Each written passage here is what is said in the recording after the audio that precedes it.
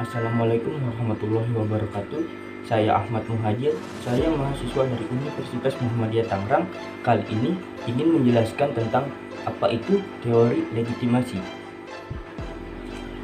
Teori legitimasi merupakan perspektif teori yang berada dalam kerangka teori ekonomi politik. Menurut Gray, Covey, dan Levers tahun 1995. Dasar pemikiran teori ini adalah organisasi atau perusahaan akan terus berlanjut keberadaannya jika masyarakat menyadari bahwa organisasi beroperasi untuk sistem nilai yang sepadan dengan sistem nilai masyarakat itu sendiri. Teori legitimasi menganjurkan perusahaan untuk meyakinkan bahwa aktivitas dan kinerjanya dapat diterima oleh masyarakat. Perusahaan menggunakan laporan tahunan mereka untuk menggambarkan kesan tanggung jawab lingkungan sehingga mereka diterima oleh masyarakat. Dengan adanya penerimaan dari masyarakat tersebut, diharapkan dapat meningkatkan nilai perusahaan, sehingga dapat meningkatkan laba perusahaan. Hal tersebut dapat mendorong atau membantu investor dalam melakukan pengambilan keputusan investasi. Perkembangan tingkat kesadaran dan peradaban masyarakat membuka peluang meningkatnya tuntutan terhadap kesadaran kesehatan lingkungan. Lebih lanjut, dinyatakan bahwa legitimasi perusahaan di mata stakeholder dapat dilakukan dengan integritas pelaksanaan etika dalam berbisnis, serta meningkatkan tanggung jawab sosial perusahaan. Tanggung jawab sosial perusahaan memiliki kemanfaatan untuk meningkatkan reputasi perusahaan, menjaga image, dan strategi perusahaan menurut Carroll dan Buchholz tahun 2003. Suatu organisasi mungkin menerapkan 4 strategi legitimasi ketika menghadapi berbagai ancaman.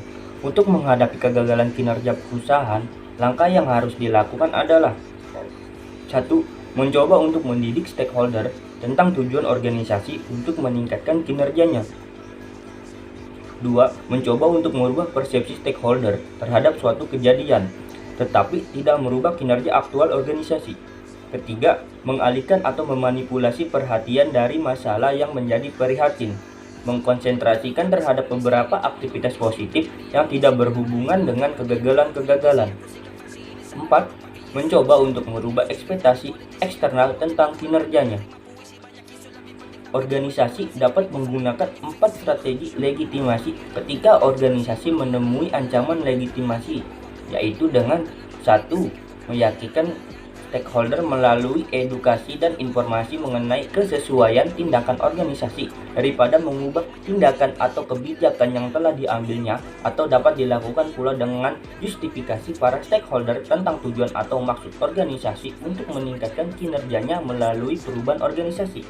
Kedua, mengubah persepsi organisasi tanpa mengubah kinerja aktual organisasi. Ketiga, mengalihkan perhatian dari isu-isu penting ke isu-isu lain yang berhubungan pada jalur yang sesuai dengan melewati pendekatan emotif simbol untuk memanipulasi persepsi stakeholder. Keempat, mengubah ekspektasi eksternal tentang kinerja organisasi. Salah satu variabel yang memiliki hubungan dengan teori legitimasi adalah variabel corporate social performance. Hubungan antara teori legitimasi dengan corporate social performance terletak pada pengungkapkan sosial perusahaan. Perusahaan mengungkapkan kinerja sosial perusahaan untuk mendapatkan legitimasi dari shareholder. Ketika perusahaan mendapatkan legitimasi dari shareholder, maka citra perusahaan akan meningkatkan, sehingga economic performance meningkat, yang ditandai dengan naiknya harga saham dikarenakan investor tertarik untuk berinvestasi.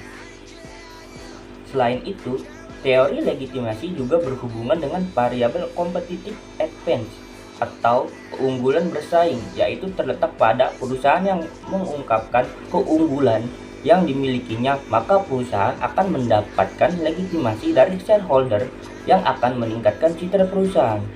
Ketika kepercayaan shareholder akan keunggulan yang dimiliki, maka investor akan tertarik untuk berinvestasi. Ketika banyak investor yang ingin berinvestasi, maka harga saham akan meningkat, sehingga ekonomi performance pun meningkat.